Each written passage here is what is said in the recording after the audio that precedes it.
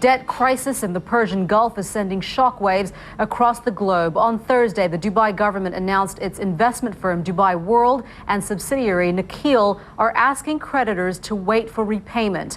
Until recently, Dubai World was on a major real estate spending spree. Now it is struggling under the weight of $60 billion in debt. Well, the shockwaves of the cash crisis are massive. CNN's Richard Quest is here to tell us how the world is reacting. Markets not doing well. Yes, what I should suggest, let me do the markets and give a bit of a briefing on where we stand. Then I can come back over here and you can ask how on earth Dubai got itself into this mess in the first place. It is a grim day, and the root cause of the problem, very firmly, what took place in Dubai. Bearing in mind that European bourses had their largest falls in the Thursday session, 2% and 3% on the news. Now Asia Pacific really got its first chance to react. And we saw the heaviest and the sharpest losses out in Hong Kong, where the market was down 4.84%. And the reason, HSBC, the best part of 7% alone on that stock, wiped away. You also saw other stocks,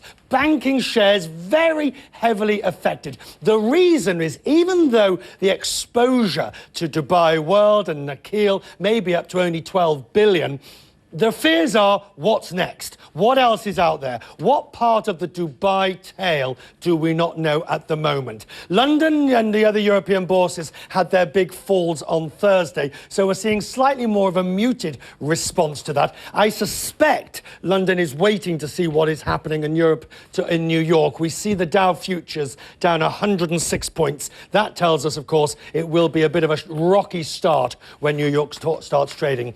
NYMEX crude down $3.5 at 74.29.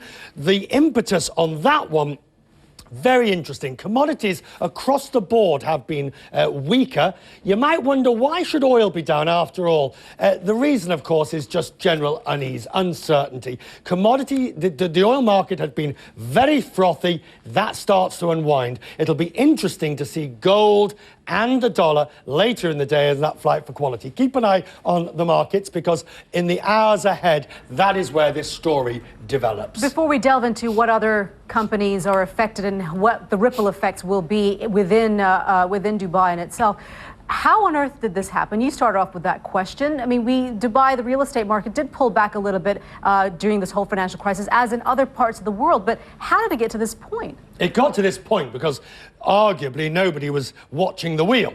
At some point, vast amounts of money were being spent on projects like Palm Jumeirah, Jebel Ali, across Dubai. Vast amounts were borrowed, they were spent, and there seemed to be very little transparency about where that money was going to and who it was owed from. When you get a recession the size that we've had in the developed world, and in fact the global recession, the fact that Dubai could not even hold back the tide was really what caused it. The surprising thing, and the commentators this morning saying about Dubai, the really surprising thing, Monita, is the way in which it was handled. No doubt you'll have more on this coming up on Quest Means Business at 7 p.m. local time here in London and 8 p.m. in Central Europe. Richard, thank you very much for that.